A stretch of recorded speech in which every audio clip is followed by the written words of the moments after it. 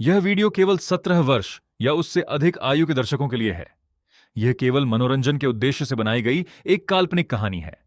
इसका किसी वास्तविक व्यक्ति, स्थान या घटना से कोई संबंध नहीं है। बहुत समय पहले की बात है। हरिपुर गांव में एक भोला और उसकी पत्नी रुक्मणी उसी गांव में मिट्टी के खिलौने बनाकर अपना पेट पालते थे।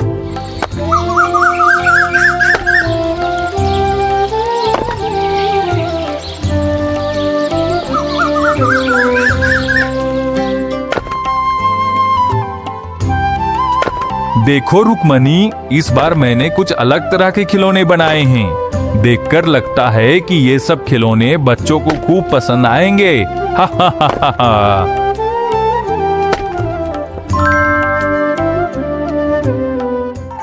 आपने सच कहा। मूर्तियाँ तो बहुत सुंदर लग रही है, मगर मूर्तियाँ कुछ कम नहीं लग रही है क्या? इतनी सुंदर मूर्तियों को देखकर लोग इन्हें आधे दिन में ही खरीद लेंगे।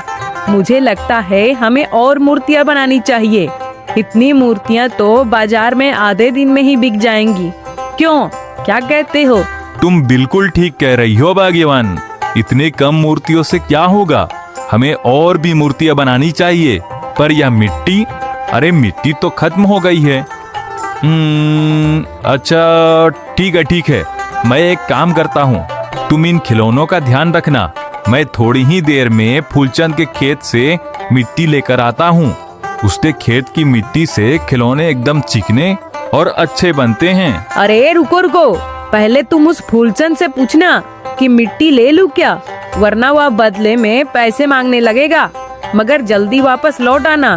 किसी के पास बुद्धू की तरह काम करने मत लग जाना। अरे ठीक है बाबा, ठीक है। पहले मुझे यहाँ से जाने तो दो।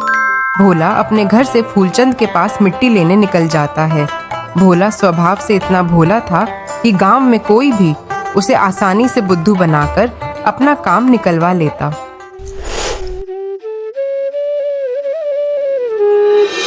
फूलचंद, घर पे हो क्या फूलचंद? फूलचंद। अरे भोला, बोल बोल, क्या खबर है? अरे बहुत जरूरत में तेरे पास आया हूँ। अरे बोल बोल। बोल रहा था कि वो मैं मिट्टी के खिलौने बना रहा था, तो मेरी मिट्टी खत्म हो गई है। फूलचंद, मैंने सुना है कि तुम्हारे तालाब वाले खेत की मिट्टी बिल्कुल काली और नर्म है, तो वह मिट्टी थोड़ी सी चाहिए थी मुझे। उस मिट्टी से खिलौने अच्छे बनते हैं, उसी का मैं तुम्हारे पास पूछने आया था। फूलचंद, ये एक अच्छा मौका है। यह भोला एक नंबर का बुद्धू है। इसे मिट्टी देकर मैं अपना काम भी करवा सकता हूँ। हाँ, क्यों नहीं। अरे भोला, इसमें पूछने वाली क्या बात थी? जाकर ले लो। अब हाँ, अगर तुम पूछने ही आए हो तो मैं तुम्हें एक राय देता हूँ।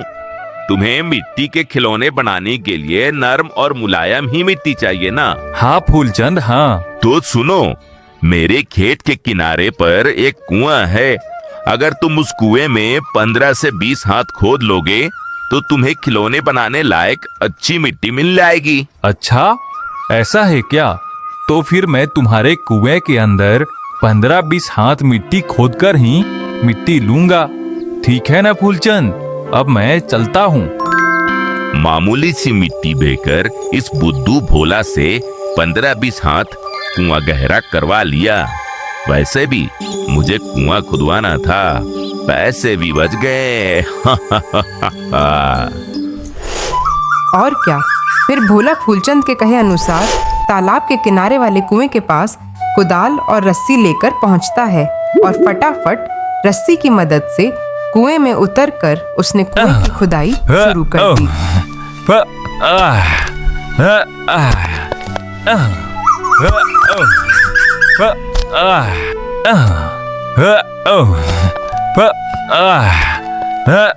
हाँ? अरे ये क्या है? ये तो कोई पुराना घड़ा लगता है। रुको, अच्छे से खोद के देखता हूँ।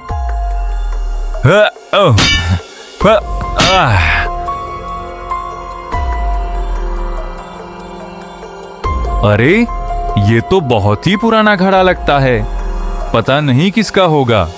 चलो इसे खोलकर देखता हूँ, आखिरकार इसके अंदर है क्या। और फिर भोला राम जैसे ही वह घड़े का ढक्कन खोलता है वह चौंक जाता है। घड़े के अंदर ढेर सारे हीरे जवाहरात होते हैं। अरे बाप रे, ये क्या देख रहा हूँ मैं, इतने सारे हीरे। किसी की जिंदगी भर की कमाई लग रही है मुझे। लेकिन मुझे इसका क्या करना चाहिए? अगर किसी ने देख लिया तो बहुत बड़ी समस्या हो जाएगी। अच्छा एक काम करता हूँ, पहले मैं इस घड़े को अपने घर ले जाता हूँ। हाँ, यही ठीक रहेगा। इतना कहकर भोला घड़े को अपने साथ लेकर घर आ जाता है। अरे आने में इतनी देर कर दी, बाजार नहीं जाना है क्या आपको? मिट्टी लेने गए थे या पहाड़ खोदने गए थे? मिट्टी लाने में इतना समय लगता है क्या? और ये किसका घड़ा लेकर आए हो तुम? अरे भाग्यवान, जरा धीरे बोलो, धीरे। ये ऐसा वैसा घड़ा नहीं है। रुको तुम्हें दिखाता हूँ कुछ। जैसे ही भोला घड़े को खोलता है, रुक्मणी हीरो को देखकर चौंक जाती है। अरे बाप रे, इतने सारे हीरे! बताइए ना आपको ये घड़ा कहाँ से मिला? अरे भाग्यवान, जरा धीरे बोलो, धीरे, कोई सुन लेगा। मैं बताता हूँ मुझे ये घड़ा कहाँ से मिला। मैं फूलचंद के कुएं में खुदाई कर रहा था, तभी उस कुएं के अंदर से खुदाई करते वक्त मुझे ये घड़ा मिला। तब तो हम बहुत अमीर हो जाएंगे ना? नहीं भाग्यवान, हम इन हीरो को नहीं रख सकते हैं। ये हमारी नहीं है, इन पे हमारा कोई हक नहीं है। अच्छा, क्यों नहीं रख सकते हम इन्हें? भाग्यवान, माना कि मैं पढ़ा लिखा नहीं हूँ, मगर इतना जरूर जानता हूँ कि इन हीरो का सही हकदार मैं नहीं बल्कि फूलचंद है। अगर हम इन हीरो को रख लेते हैं और अगर फूलचंद को इस बात का पता चला तो हमें जेल भी हो सकती है। अच्छा, तो फिर हम क्या करेंगे इन हीरो का? मैं यह घड़ा फूलचंद को दे दूंगा, क्योंकि यह घड़ा उसकी जमीन में से निकला है। अच्छा, ऐसा है क्या? ठीक है, दे दीजिए। लेकिन पहले आप जाकर नदी से पानी लेकर आइए। अपने घर में एक भी बूंद पानी नहीं है। ठीक है, तब तक तुम इन हीरो को घड़े के अंदर भर के रखना, मैं अभी पानी लेकर आता हूँ। इतना कहकर भोला पानी लेने के लिए नदी की ओर निकल जाता है। अरे धत तेरी की, इनकी ईमानदारी और भोलापन से तो मैं परेशान हो गई हूँ। हे ऊपर वाले, हम गरीब ही मरेंगे क्या? ऐसा करती हूँ, जब तक वो पानी भर कर आते हैं तब तक मैं कुछ मोहरे निकाल कर छुपा देती हूँ। हाँ। और फिर भोला फूलचंद को वह हीरे से भरा घड़ा देने के लिए निकल जाता है। क्या बोल रहे हो तुम? तुम्हें खोदते खोदते इतनी सारी हीरो से भरा घड़ा मिला? तुम मजाक तो नहीं कर रहे मेरे साथ? हाँ फूलचंद, मैं मजाक नहीं कर रहा हूँ। मुझे तुम्हारे कुएं को खोदकर ये हीरो से भरा घड़ा मिला। बाप रे! और अब तुम इस खजाने को सरकारी खजाने में जमा करवाने की व्यवस्था कर देना। हाँ, जरूर करूँगा। यह तो मेरा फर्ज है। अब तुम निश्चिंत होकर अपने घर जाओ और ये बात किसी गांव वाले को मत बताना, ठीक है ना? ठीक है फूलचंद, अब मैं घर जाता हूँ। अरे मेरी अकल क्या घुटनों में है, जो इतने सारे हीरो को मैं पुलिस को देने जाऊंगा? हीरो को मैं अपने पास ही रखूंगा और गांव का सबसे पैसे वाला आदमी बनूंगा। बहुत सारी जमीन और गाय भैंसे खरीद लूंगा, वो भी बहुत सारी, और इसी गांव में एक शानदार सी हवेली बनाकर आराम की जिंदगी काटूंगा। हा हा हा हा हा।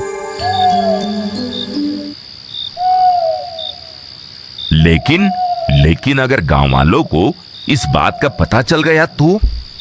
हाँ, इस मामले में एक काम करता हूँ, भोला का नाम लेकर उसे ही फंसवा देता हूँ। हाँ, क्या दिमाग पाया है रे तूने फूलचंद? हा हा हा हा हा हा। अगली सुबह। रुक्मणी, अरे ओ रुक्मणी। हाँ आई, बोलो क्या हुआ? रुक्मणी, आज गांव का बाजार है, आज मैं बाजार से देर रात तक घर आऊंगा। जब तक कि मेरे यह मिट्टी के खिलौने नहीं बिकेंगे तब तक मैं घर नहीं लौटूंगा। ठीक है बाबा, ठीक है। जानती हूँ आपने यह खिलौने बड़ी मेहनत से बनाए हैं। मैं फटाफट घर का काम निपटा कर दोपहर तक तुम्हारे काम में हाथ बटाने आ जाऊंगी। देखिए दरोगा साहब, देखिए यह भोला के घर पर एक बार छानबीन करके देख लीजिए। मुझे पूरा शक है कि हीरे इसी के घर पर होगी। दरोगा साहब, कल शाम को जब मैं बाजार से लौट रहा था तब भोला अपनी पत्नी से कुछ हीरो के बारे में बात कर रहा था। क्यों भोला, यह फूलचंद सच कह रहा है क्या? दरोगा साहब, मैं झूठ नहीं बोलूंगा। कल मैं जब फूलचंद के कुएं में मिट्टी खोद रहा था तब यह घड़ा मुझे उस खुदाई में मिला था, मगर वो घड़ा तो मैंने फूलचंद को वापस दे दिया था। नहीं दरोगा साहब, ये भोला एक नंबर का चालाक आदमी है। ये झूठ बोल रहा है। भोला, मैं तुम्हारे घर की तलाशी करना चाहता हूँ। तलाशी करते ही पता चल जाएगा कौन झूठ बोल रहा है और कौन सच बोल रहा है। मेरे घर में कुछ भी नहीं मिलेगा दरोगा साहब। अगर आपको तलाशी लेनी है तो ले लीजिए, मैं झूठ नहीं बोलता दरोगा साहब। अरे बाप रे, मैं झूठ अगर नहीं इन्होंने बोलता। मेरे घर की तलाशी ले ली तो मेरी छुपाई हुई हीरो की पोटली इनके हाथ लग जाएगी। मुझे कुछ करना होगा। दरोगा बाबू, मैं आपके आगे हाथ जोड़ती हूँ। कृपा करके हमारे घर की तलाशी मत लो दरोगा बाबू। हमारे घर पर हीरे नहीं हैं। मेरी बात का विश्वास करो दरोगा बाबू। अच्छा, ये तो अपने घर की छानबीन करवाने से डर रहे हैं सर। मुझे लगता है कि कहीं हीरो के साथ कुछ और खजाना भी तो नहीं मिला है इन्हें, इसलिए डर रहे हैं ये। कांस्टेबल, जी सर। पूरे घर की अच्छी तरह से तलाशी लो। ठीक है सर।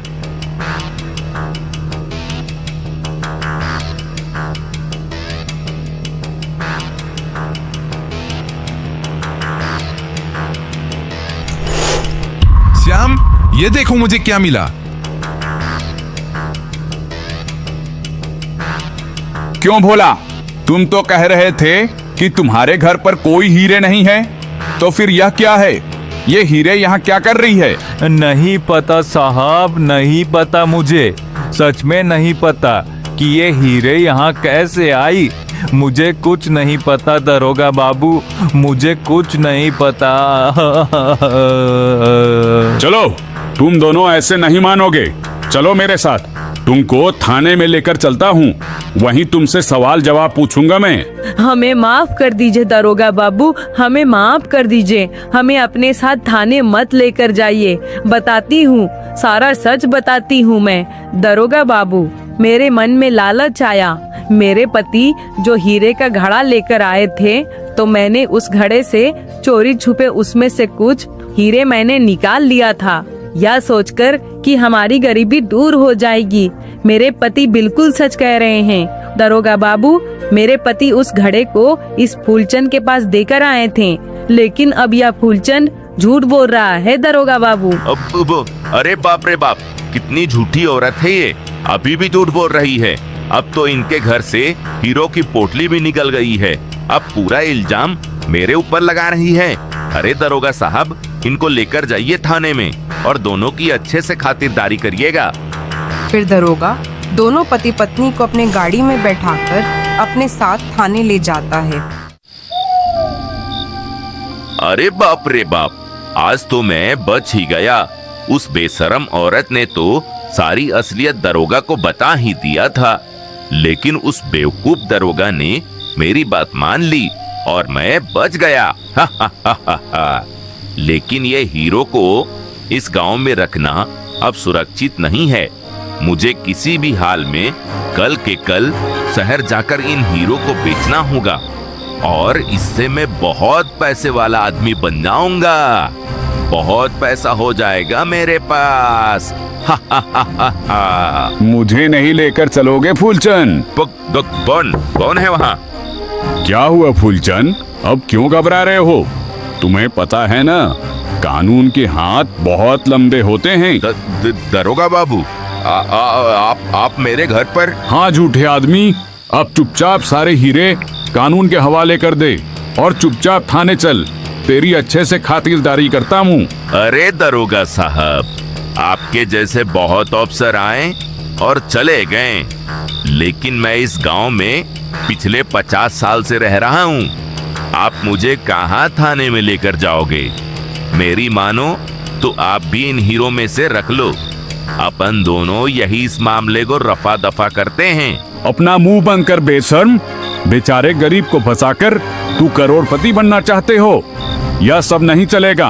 बेईमानी करके तूने बहुत धन इकट्ठा कर लिया है।